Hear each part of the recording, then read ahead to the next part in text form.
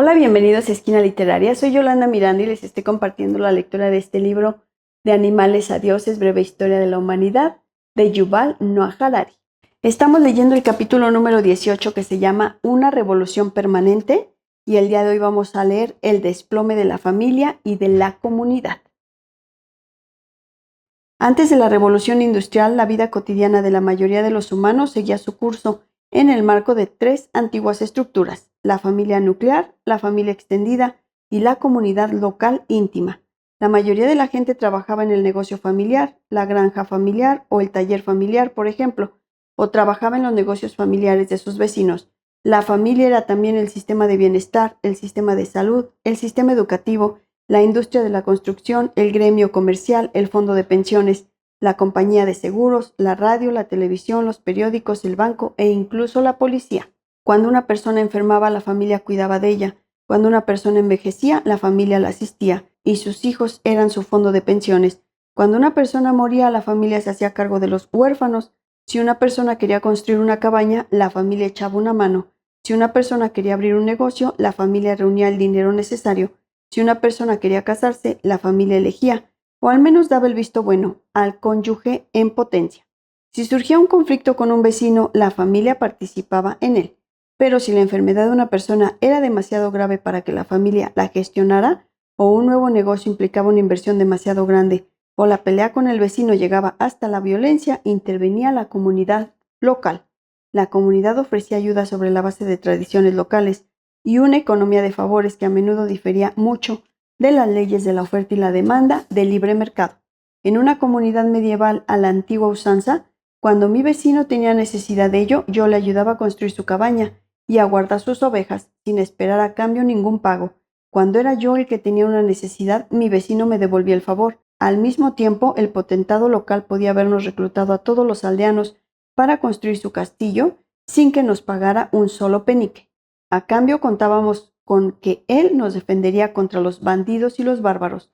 La vida de la aldea implicaba muchas transacciones, pero pocos pagos. Había algunos mercados, desde luego, pero su papel era limitado. En el mercado se podían comprar especias raras, ropa y herramientas, y contratar los servicios de abogados y doctores, pero menos del 10% de los productos y servicios que se usaban regularmente se compraban en el mercado. La familia y la comunidad se cuidaban de la mayoría de las necesidades humanas. Había también reinos e imperios que realizaban tareas importantes, como entablar guerras, construir carreteras y edificar palacios.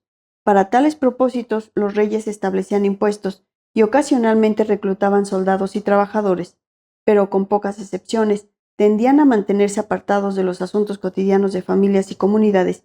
Incluso si deseaban intervenir, la mayoría de los reyes solo podían hacerlo con dificultad. Las economías agrícolas tradicionales tenían pocos excedentes, con los que alimentar a la multitud de funcionarios gubernamentales, policías, trabajadores sociales, maestros y médicos.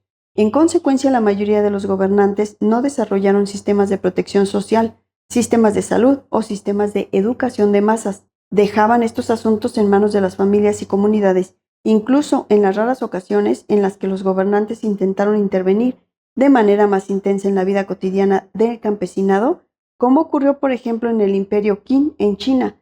Lo hicieron convirtiendo a los cabezas de familia y a los ancianos de la comunidad en agentes de gobierno. Con mucha frecuencia las dificultades en el transporte y la comunicación hacían tan complicado intervenir en los asuntos de comunidades remotas que muchos reinos preferían ceder incluso las prerrogativas reales más básicas, como los impuestos y la violencia, a las comunidades. El Imperio Otomano, por ejemplo, permitía que las familias impartieran justicia por su cuenta, en lugar de sostener una gran fuerza policial imperial. Si mi primo mataba a alguien, el hermano de la víctima podía matarme en una venganza sancionada. El sultán de Estambul o incluso el pachá provincial no intervenían en estos conflictos, mientras la violencia se mantuviera dentro de los límites estables. En el Imperio Ming chino, 1368-1644, la población se organizaba en el baojia. 10 familias se agrupaban para formar un jia, y 10 jias constituían un bao. Cuando un miembro de un bao cometía un crimen, otros miembros del bao podían ser castigados por él, en particular los ancianos del bao. También los impuestos se recaudaban en el bao y era responsabilidad de los ancianos del bao y no de los funcionarios del Estado. evaluar la situación de cada familia y determinar la cantidad de impuestos que debía pagar. Desde la perspectiva del imperio, este sistema tenía una ventaja enorme. En lugar de mantener a miles de funcionarios del erario público y a miles de recaudadores de impuestos que hubieran tenido que supervisar los ingresos y gastos de cada familia, estas tareas se dejaban a los ancianos de la comunidad. Los ancianos sabían cuánto valía cada aldeano y por lo general podían hacer cumplir el pago de los impuestos sin implicar al ejército imperial. Muchos reinos e imperios eran ciertamente poco más que grandes sistemas organizados de protección. El rey era el capo di tutti y capi, que recogía el dinero de la protección y a cambio se aseguraba de que los sindicatos del crimen, vecinos y los pececillos locales no dañaran a los que estaban bajo su protección y poco más. La vida en el seno de la familia y la comunidad distaba mucho de ser ideal. Las familias y las comunidades podían oprimir a sus miembros de manera no menos brutal que lo que hacen los estados y los mercados modernos, y su dinámica interna estaba a menudo repleta de tensión y violencia. Pero la gente tenía poca elección. Hacia 1750 una persona que perdiera a su familia y su comunidad era como si hubiera muerto. No tenía trabajo, ni educación, ni apoyo en momentos de enfermedad o penuria. Nadie le prestaría dinero, ni la defendería si se metía en problemas. No había policía, ni trabajadores sociales, ni educación obligatoria. Para poder sobrevivir, dicha persona tenía que encontrar rápidamente una familia o una comunidad alternativas. Los muchachos y las muchachas que huían del hogar podían esperar, en el mejor de los casos, convertirse en criados de alguna familia nueva. En el peor de los casos estaba el ejército y el burdel. Todo esto cambió de manera espectacular a lo largo de los 2 últimos siglos. La revolución industrial confirió al mercado poderes nuevos e inmensos, proporcionó al Estado nuevos medios de comunicación y transporte, y puso a disposición del gobierno un ejército de amanuenses, maestros, policías y trabajadores sociales. Al principio el mercado y el Estado descubrieron que su camino estaba bloqueado por familias tradicionales a las que les gustaba poco la intervención exterior. Los padres y los ancianos de la comunidad eran reacios a dejar que la generación más joven fuera adoctrinada por sistemas educativos nacionalistas, reclutada en los ejércitos o transformada en proletariado urbano desarraigado. Con el tiempo, los estados y los mercados emplearon su creciente poder para debilitar los lazos tradicionales de la familia y la comunidad.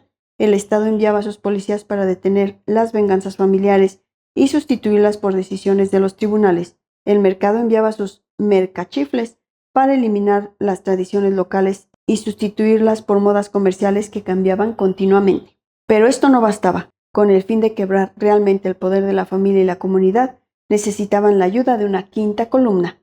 El Estado y el mercado se aproximaron a la gente con una oferta que no podían rechazar. Convertíos en individuos, decían, casaos con quienes deseéis, sin pedirles permiso a vuestros padres, adoptar cualquier trabajo que os plazca, incluso si los ancianos de la comunidad fruncen el entrecejo, vivid donde queráis, aunque no podáis asistir cada semana a la cena familiar. Ya no dependéis de vuestra familia o vuestra comunidad. Nosotros, el Estado y el mercado, cuidaremos de vosotros en su lugar. Os proporcionaremos sustento, refugio, educación, salud, bienestar y empleo. Os proporcionaremos pensiones, seguros y protección. La literatura romántica suele presentar al individuo como alguien que brega contra el Estado y el mercado. Nada podría estar más lejos de la verdad.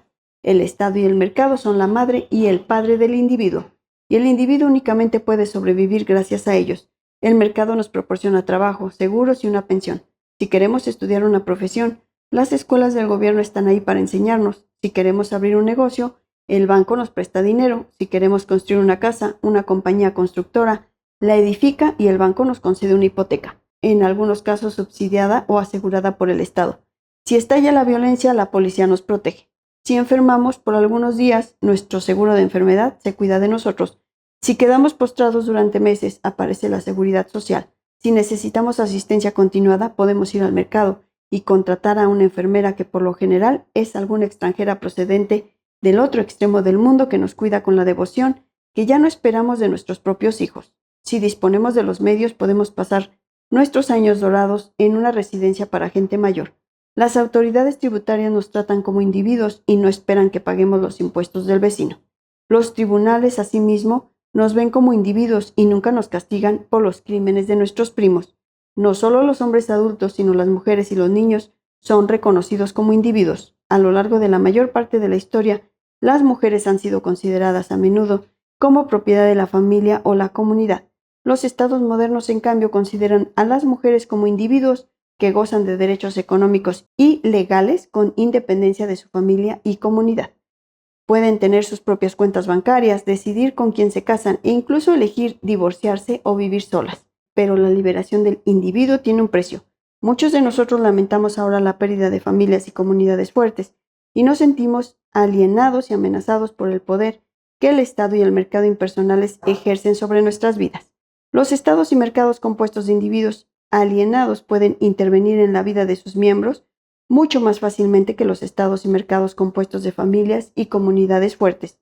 Cuando ni siquiera los vecinos de un edificio de apartamentos de muchos pisos pueden ponerse de acuerdo acerca de cuánto pagar a su portero, ¿cómo podemos esperar que resistan al Estado? El pacto entre estados, mercados e individuos no es fácil. El Estado y el mercado no se ponen de acuerdo acerca de sus derechos y obligaciones mutuos, y los individuos se quejan de que ambos exigen demasiado y ofrecen muy poco. Y los estados emplean sus ejércitos, fuerzas de policía y burocracias para perseguir a los individuos en lugar de defenderlos. Pero es sorprendente que este pacto funcione, aunque sea de manera imperfecta, porque quebranta incontables generaciones de arreglos sociales humanos. Millones de años de evolución nos han diseñado para vivir y pensar como miembros de una comunidad, y en tan solo 2 siglos nos hemos convertido en individuos alienados. Nada atestigua mejor el apabullante poder de la cultura. La familia nuclear no ha desaparecido por completo del paisaje moderno. Cuando los estados y mercados arrebataron a la familia la mayor parte de sus atribuciones económicas y sociales, le dejaron algunas importantes funciones emocionales. Todavía se supone que la familia moderna proporciona necesidades íntimas que el Estado y el mercado son incapaces hasta ahora de proporcionar. Pero incluso aquí la familia está sometida a intervenciones crecientes. El mercado modela, hasta un grado todavía mayor, la manera en que la gente lleva su vida romántica y sexual. Mientras que tradicionalmente la familia era la principal casamentera, hoy en día es el mercado el que ajusta nuestras preferencias románticas y sexuales, y después echa una mano para proporcionarlas a un precio elevado. Anteriormente el novio y la novia se encontraban en el salón familiar y el dinero pasaba de las manos de un padre a las del otro. En la actualidad el cortejo se hace en bares y cafés y el dinero pasa de las manos de los amantes a la de los camareros y todavía se transfiere más dinero a las cuentas bancarias de los diseñadores de modas, dueños de gimnasios, dietistas, cosmetólogos y cirujanos plásticos, que nos ayudan a llegar al café con un aspecto lo más parecido posible al ideal de belleza del mercado. También el Estado mantiene bajo un fuerte escrutinio las relaciones familiares, en especial entre padres e hijos. Los padres están obligados a mandar a sus hijos a que el Estado los eduque. Los padres que son especialmente ofensivos o violentos con sus hijos pueden verse refrenados por el Estado. Si fuera necesario, el Estado puede incluso encarcelar a los padres o transferir a sus hijos a familias adoptivas. Hasta hace muy poco la sugerencia de que el Estado debería evitar que los padres pegaran o humillaran a sus hijos habría sido rechazada del todo como absurdo e impracticable. En la mayoría de las sociedades la autoridad de los padres era sagrada. El respeto y la obediencia a los padres figuraba entre los valores más venerados, y los padres podían hacer casi todo lo que quisieran, incluso matar a niños recién nacidos, vender a los hijos como esclavos y casar a las hijas con hombres que les doblaban la edad. Actualmente la autoridad paterna se bate en retirada. Cada vez más se excusa que los jóvenes no obedezcan a sus mayores, mientras que se acusa a los padres de cualquier cosa que no funcione en la vida de su hijo. Los padres tienen tantas probabilidades de salir indemnes del tribunal freudiano como las que tenían los acusados en un simulacro de juicio estalinista. Espero que les haya gustado la lectura del día de hoy de este libro, De animales a dioses, breve historia de la humanidad, de Yuval Noah Harari. Los espero en el próximo video para continuar con esta y otras lecturas. Muchas gracias por escuchar.